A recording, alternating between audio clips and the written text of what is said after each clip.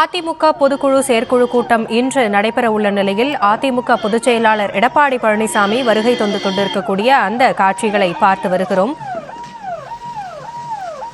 சென்னை மாநகரத்தில் உள்ள ஸ்ரீவாரூர் திருமண மண்டபத்தில் அதிமுக பொதுக்குழு மற்றும் செயற்குழு கூட்டம் நடைபெறவுள்ளது. தொடர்ந்து அதிமுக தொண்டர்கள் காலை முதலே வருகை தர தொடங்கிய நிலையில் தற்பொழுது அதிமுக பொதுச் செயலாளர் எடப்பாடி பழனிசாமி வருகை தந்து கொண்டிருக்கிறார். அந்த காட்சிகளை பார்த்து வருகிறோம். எடப்பாடி பழனிசாமி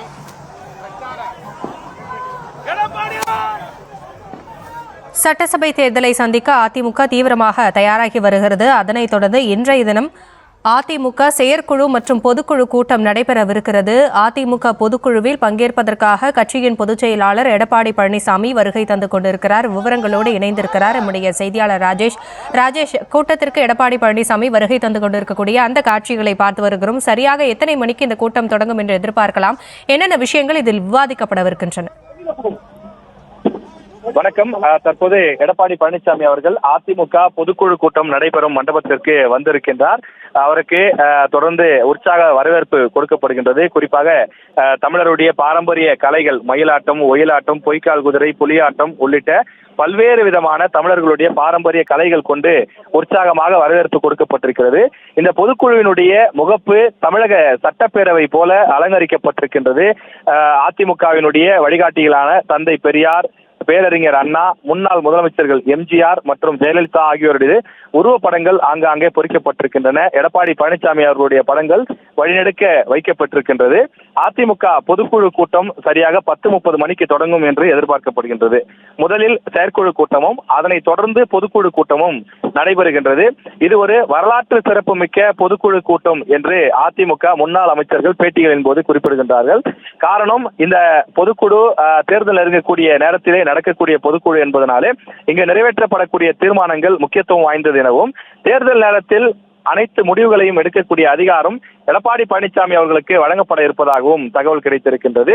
அதிமுக பொதுக்குழு உறுப்பினர்கள் சுமார் 3000 பேர், செயற்குழு உறுப்பினர்கள் சுமார் 2500 பேர், இது தவிர சிறப்பு அழைப்பாளர்கள் என்று மொத்தமாக சுமார் 8000 பேர் இந்த வானகரத்தில் இருக்கக்கூடிய தனியார் மண்டபத்திலே கூடியிருக்கின்றார்கள். 3 மணி நேரம் இந்த நிகழ்ச்சி நடைபெறும் என்று எதிர்பார்க்கப்படுகின்றது. அதிமுகவினுடைய வரவு செலவு கணக்குகள் தொடங்கி இந்த ஓராண்டில் அதிமுக சாதித்தது, அதிமுக செய்த சாதனைகள் உள்ளிட்ட பல விஷயங்கள் இதில் பேசப்படும், பாராட்டுக்கள் தெரிவிக்கப்படும், தீர்மானங்கள் நிறைவேற்றப்படும் என்று எதிர்பார்க்கப்படுகின்றது. இதில் சுமார் 17 தீர்மானங்கள் நிறைவேற்றப்பட இருப்பதாக தகவல் கிடைத்திருக்கின்றது. மத்திய அரசுக்கு சில வலியுறுத்தல்களும், ஆளும் திமுக அரசுக்கு சில கண்டனங்களும் இந்த பொதுக்குழுவிலே தீர்மானங்களாக நிறைவேற்றப்பட இருப்பதாக தெரிகின்றது. அதிமுக பொதுச் செயலாளர் எடப்பாடி பழனிசாமி மண்டபத்திற்குள்ளே வருகின்றார். அந்த நேரடி காட்சிகளை நாம் பார்த்துக் கொண்டிருக்கின்றோம். அவருக்கு பாதுகாப்பு கொடுக்கப்பட்டு தொடர்ந்து வழிநடக்க தொண்டர்கள் உற்சாக வரவேற்பு கொடுப்பதையும் பார்க்கின்றோம். மகளிர் அணியை சார்ந்தவர்கள், மாணவர் அணியை சார்ந்தவர்கள் உள்ளிட்ட பல்வேறு அணிகளை சார்ந்தவர்கள் எடப்பாடி பழனிசாமி அவர்களுக்கு உற்சாக வரவேற்பு. மற்றொரு புறம் பொதுக்குழு செயற்குழு உறுப்பினர்கள் அவர்களது அரங்கினுள் அமர்ந்திருக்கக்கூடிய அந்த காட்சியையும் நாம் பார்க்கின்றோம். முன்னாள் அமைச்சர்கள், சட்டமன்ற உறுப்பினர்கள் ஆகியோர் மேடைகளில் அமர வைக்கப்பட்டிருக்கிறார்கள். கீழே மூத்த உறுப்பினர்கள், தலைமை கழக நிர்வாகிகள் மேடைக்கு கீழே முதல் 5 வரிசைகளில் அமர வைக்கப்பட்டிருக்கிறார்கள். மேடையில் சுமார் 40 நாற்காலிகள் போடப்பட்டு தலைமை கழகத்தினுடைய முக்கிய நிர்வாகிகள் அமர வைக்கப்பட்டிருக்கிறார்கள். தேர்தல் நெருங்கக்கூடிய நேரத்திலே அதிமுக முன்னாள் அமைச்சர்களும் எடப்பாடி பழனிசாமி அவர்களும் இந்த பொதுக்குழுவிலே என்ன பேசப் போகிறார்கள் என்பது முக்கியத்துவம் வாய்ந்த ஒன்றாக பார்க்கப்படுகின்றது.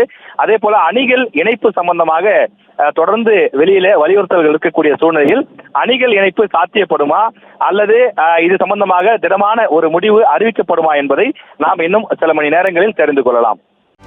செய்திகளை உடனுக்குடனும் துல்லியமாகவும் தெரிந்து கொள்ள சப்ஸ்கிரைப் பண்ணுங்க.